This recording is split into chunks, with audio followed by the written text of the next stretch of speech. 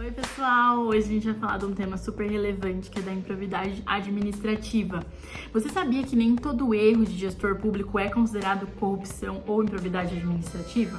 Então nesse vídeo a gente vai explicar o que é improbidade administrativa, um tema que é fundamental para o direito administrativo.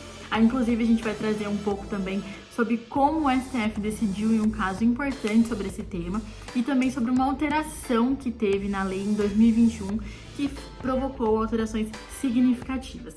Então, primeiramente, vamos entender o que é a improbidade administrativa. Improbidade é a desonestidade no trato da coisa pública. Então não é apenas errar, é agir com má fé ou desonestidade para tirar vantagem ou prejudicar o interesse público. Para exemplificar, um erro simples seria quando o servidor público esquece de publicar um relatório no prazo.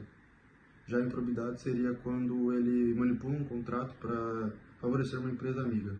Portanto, trata-se de condutas que violam os deveres de honestidade, legalidade, lealdade e moralidade na gestão pública.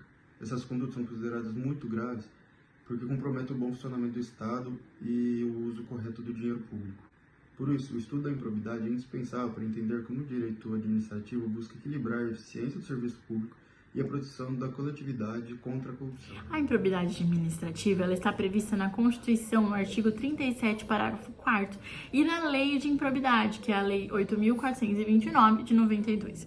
Essa lei ela passou por uma grande reforma em 2021, com a Lei 14.230, de 2021, que modificou profundamente as regras. Então, muitos juristas até chegaram a falar que consideram até uma nova lei, porque vocês vão ver, a partir do que eu vou explicar, o conceito que já foi explicado anteriormente, como a mudança foi significativa que teve em 2021.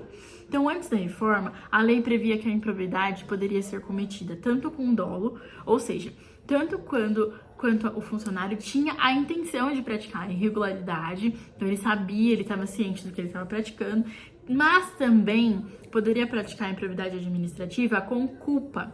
Então, quando tinha uma negligência, um descuido, também era considerado improbidade administrativa.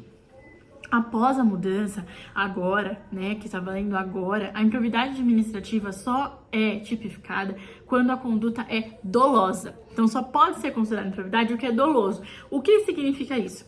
O agente, ele só pode ser punido, deve estar comprovado que ele quis praticar aquele ato ilegal, ou que ele assumiu ao menos o risco de fazê-lo. Então, um mero descuido, uma mera negligência, como já foi esclarecido anteriormente, não se classifica mais como improbidade.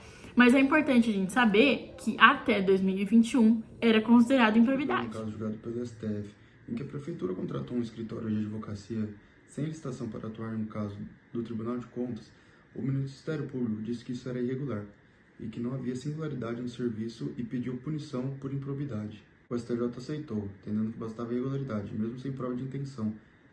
Parecia que os envolvidos seriam condenados só porque cometeram um erro administrativo. Já a decisão do STF foi de que só existe improbidade quando há dolo, ou seja, intenção de agir desonestamente. O erro sem má-fé seria irregularidade administrativa e não improbidade.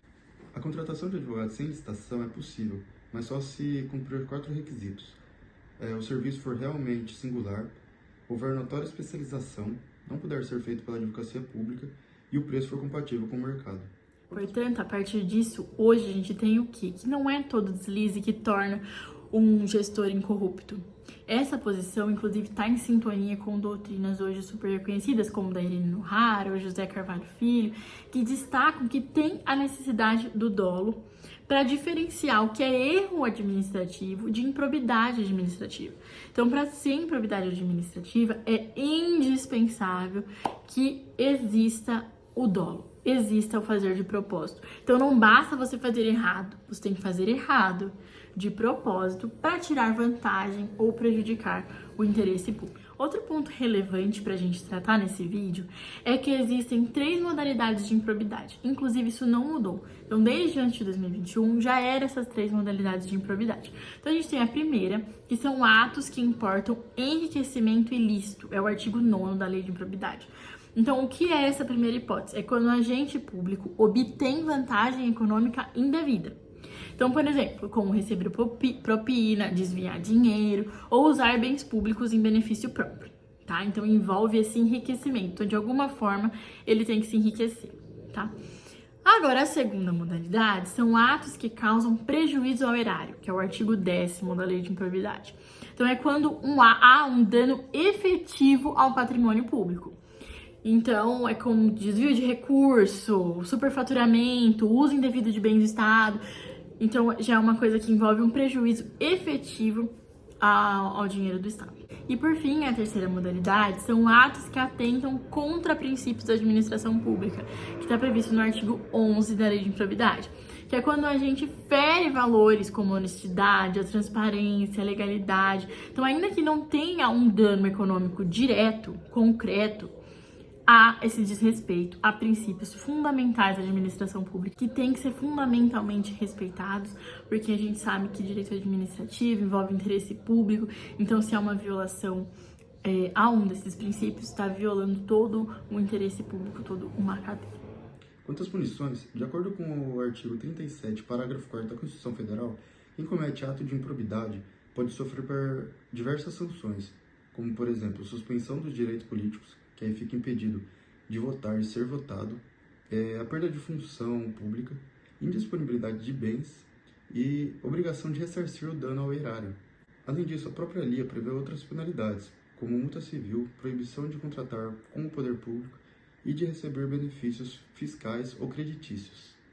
Com a reforma da lei, passou-se a exigir que todas as punições só pudessem ser aplicadas quando se houvesse o trânsito em julgado, ou seja, depois de que não houvesse mais possibilidade de recurso. Isso porque antes de 2021, algumas das sanções podiam ser executadas antes mesmo da decisão final. Então, para fechar, para esclarecer, para concluir, improbidade é sobre desonestidade, não é sobre falhas administrativas. Então, improbidade é diferente de erro. É desonestidade, o agente deve violar deveres éticos inerentes à função pública. A partir disso, dessa diferenciação de dolo e culpa, da punição exclusivamente quando tem dolo, é para proteger mesmo os gestores de punições desproporcionais por erros simples. E, ao mesmo tempo, garante que quem age de má fé continue sendo responsabilizado. Mas agora fica uma pergunta. E você? Você acha que essa decisão ajuda a separar o gestor desonesto do gestor apenas desorganizado, ou pode abrir espaço para uma impunidade? O vídeo de hoje foi isso, a gente explicou um pouco sobre improbidade administrativa, esperamos que vocês tenham entendido e não esqueça, desonestidade, intenção, dolo, a improbidade administrativa exige isso. Até o próximo vídeo.